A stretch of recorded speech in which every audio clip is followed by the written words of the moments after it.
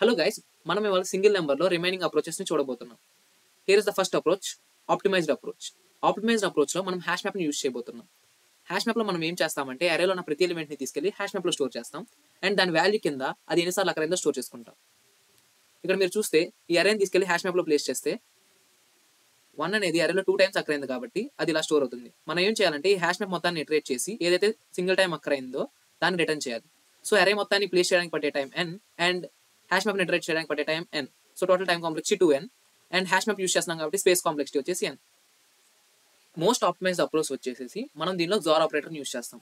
Solution చూసే ముందు మనం ఒక శాంపుల్ ఎగ్జాంపుల్ చూద్దాం.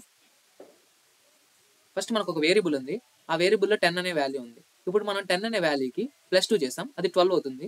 దానికి మనం -2 చేస్తే అగైన్ 10 అవుతుంది, ఎందుకంటే +2 అండ్ -2 వాల్యూ ఈక్వల్ టు 0. సిమిలర్గా మనం x అనే వేరియబుల్కి yతో జార్ చేసి మళ్ళీ దాన్ని అగైన్ yతో జార్ చేస్తే మనకి x రిజల్టెంట్ అవుతుంది, ఎందుకంటే y జార్ y వాల్యూ 0. మనం ఈ స్పెషాలిటీని ఈ సొల్యూషన్లో యూజ్ చేయబోతున్నాం. సో ఫస్ట్ మనం ఏం చేస్తామంటే ఒక టెంపరీ వేరియబుల్ తీసుకుంటాం. టెంపరీ వేరియబుల్ని 0తో ఇనిషియలైజ్ చేసుకొని అరే మొత్తాన్ని ఈ టెంపరీ వేరియబుల్తో జార్ చేసుకుంటూ వెళ్తాం. సో ద రిజల్టెంట్ ఎక్స్ప్రెషన్లో ఏముంటుందంటే temp is equal to 1 XOR 3 XOR 1 XOR 4 XOR 4 ఉంటుంది. సో ఇక్కడ 1 XOR 1 అనేది 0 అండ్ 4 XOR 4 అనేది 0. సో మనకి ఫైనల్గా 3 ఉంటుంది. So answer is 3. ఇక్కడ మనం కనుక టైం కాంప్లెక్సిటీ చూస్తే అది big O of n and space complexity వచ్చేసి big O of 1. Thank you for watching our video.